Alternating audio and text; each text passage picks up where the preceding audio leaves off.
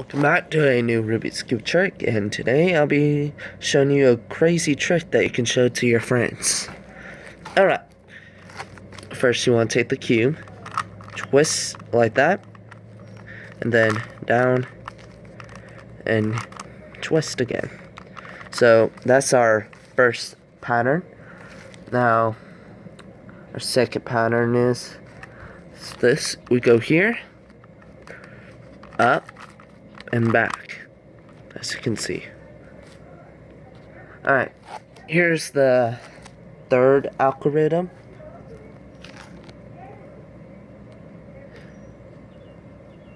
We turn this twice, and we turn this up twice. Turn here, and up. So you have this little flag, I like to call it. Alright, to the last algorithm. Now, what you want to do is go on the back, pull that way,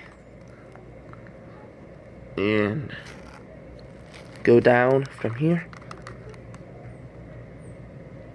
and do the back right here.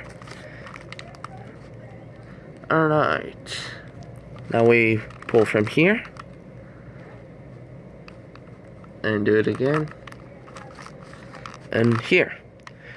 Now as you see, we have this awesome cube right here. That's the end of this video.